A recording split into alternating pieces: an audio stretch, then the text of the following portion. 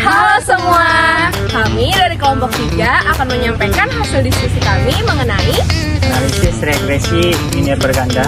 Saya Bidi Tirta Putra dengan NPM 2340402064.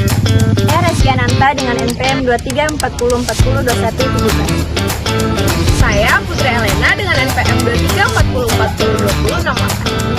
Putra Rahmadani dengan MPM 2340402065. Sebelum masuk ke materi, di sini saya akan menjelaskan tujuan analisis regresi linear berganda adalah untuk mengetahui ada atau tidaknya pengaruh dua atau lebih variabel bebas independen variabel X terhadap variabel terikat dependent variabel Y.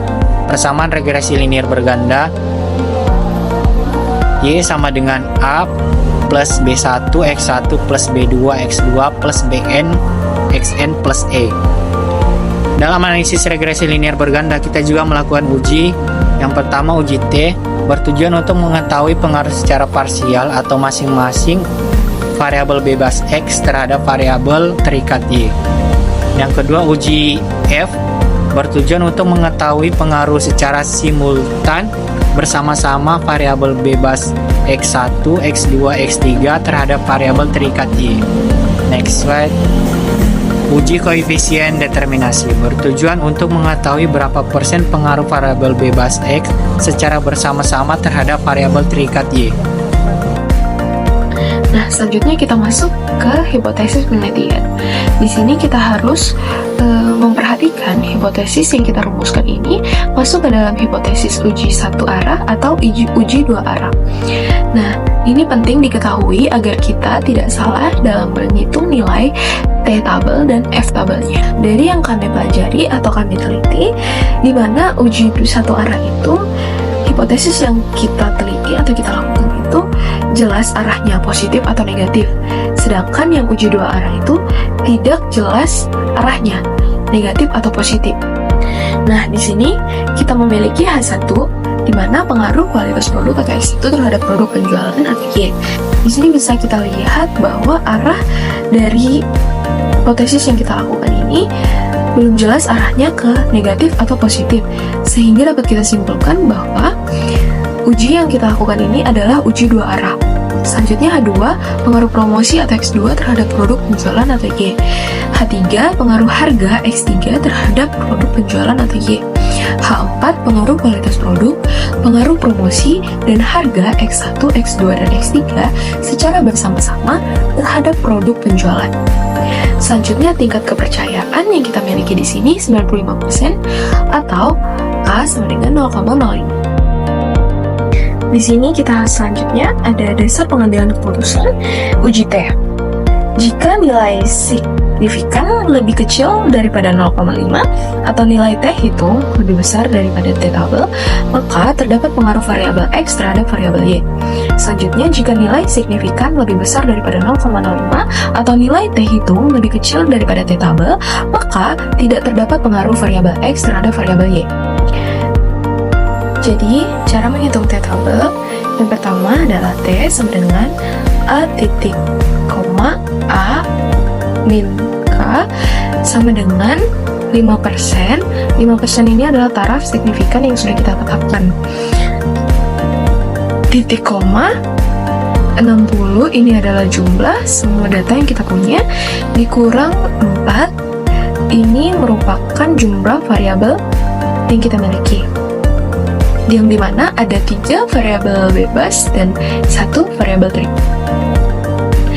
Dibagi T sama dengan taraf signifikasinya adalah 0,05 pada angka atau nomor yang kelima 6 sama dengan 2,00324. Nah, selanjutnya kita masuk ke uji F, di mana jika nilai signifikan lebih kecil daripada 0,05, maka secara simultan terdapat pengaruh variabel X terhadap variabel Y.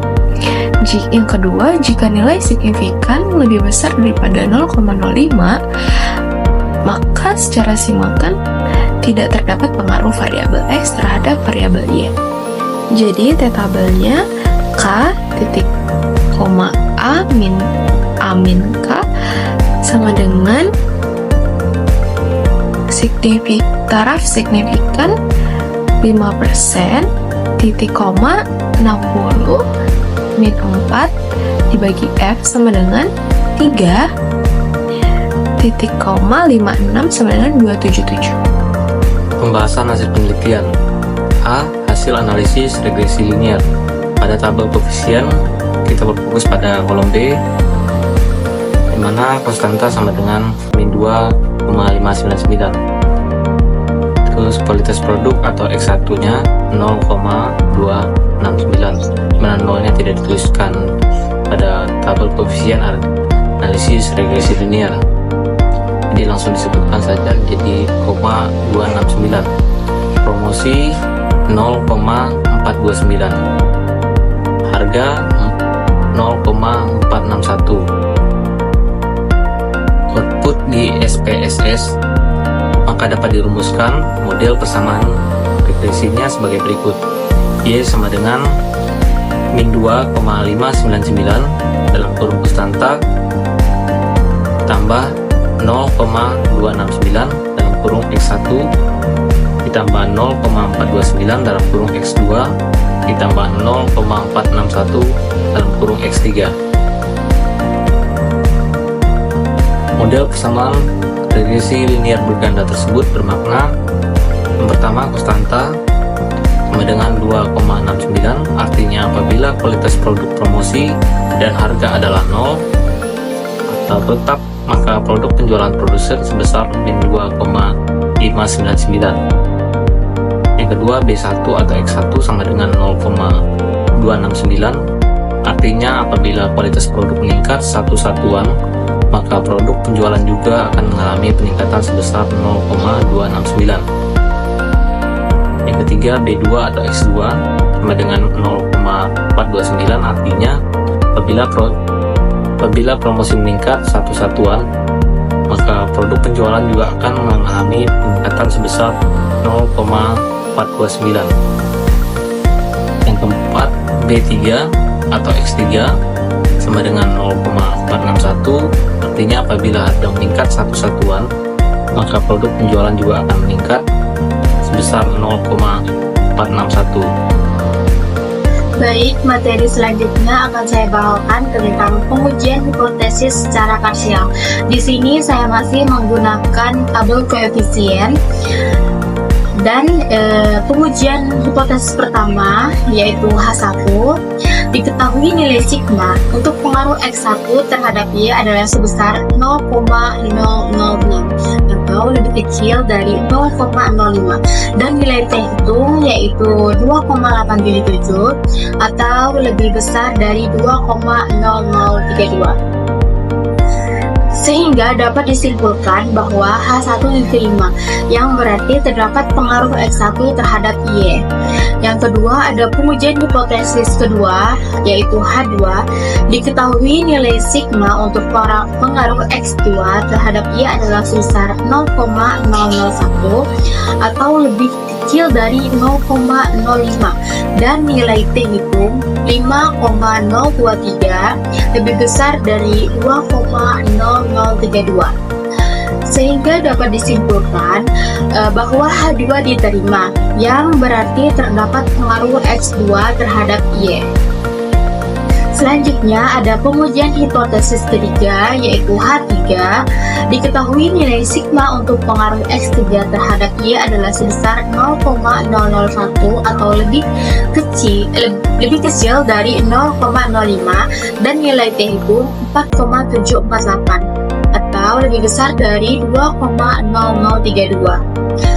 Sehingga dapat disimpulkan bahwa H3 diterima, yang berarti terdapat pengaruh X3 terhadap Y. Nah, jika kalian masih bingung di mana saya mendapatkan 2,0032 ini, saya akan menjelaskan Nah, ini adalah tabel titik persentase distribusi T atau tabel T. Seperti yang saya jelaskan tadi, angka tabel T saya peroleh dari total responden dikurangi dengan jumlah variabel. Nah, di sini total responden kami ada 60 dan total variabel kami ada X1, X2, X3 dan Y. Ada 4, jadi 60 dikurang 4 sama dengan 56. Nah, kita cari nomor ke-56 dan di tabel 0,050, maka hasilnya 2,00324 atau 2,0032. Selanjutnya yaitu pengujian hipotesis secara simultan. Saya akan memakai tabel ANOVA. Yang keempat ada pengujian hipotesis keempat yang H4. Berdasarkan output SPSS tersebut, diketahui nilai sigma untuk pengaruh X1, X2, dan X3 secara bersama-sama atau simultan terhadap Y adalah sebesar 0,001 atau lebih kecil dari 0,05 dan nilai F hitung 37,488 atau lebih besar dari F tabel yaitu 2,77, sehingga dapat disimpulkan bahwa H4 diterima, yang berarti terdapat pengaruh X1, X2, dan X3 secara simultan terhadap Y. Nah, 2,77 ini akan saya jelaskan juga di mana saya dapat di tabel F. Nah, ini adalah tabel titik persentase distribusi F atau tabel F untuk probabilitas 0,05. Seperti yang saya jelaskan juga, sama halnya dengan T-tabel, angka tabel F saya peroleh dari total responden dikurangi variabel. Jadi, 60 dikurang 4 sama dengan 56. Nah, cara mencari kolomnya yaitu variabel dikurangi 1. Nah, di sini variabel kami terdapat 4 variabel. Jadi 4 dikurang 1 yaitu 3. Nah, kita cari nomor ke-56 dan di tabel ketiga, maka hasilnya 2,77. Selanjutnya saya akan menjelaskan model summary. Berdasarkan tabel di atas menjelaskan besarnya nilai korelasi atau hubungan R yaitu sebesar 0,817 dan dijelaskan besarnya persentase pengaruh variabel bebas terhadap variabel terikat yang disebut koefisien determinasi R2 sebesar 0,668 yang mengandung pengertian bahwa pengaruh variabel X1, X2, dan X3 secara simultan terhadap Y adalah sebesar 66,8%. Sementara sisanya, yakni 33,2%, dipengaruhi oleh faktor-faktor lain yang di luar variabel X.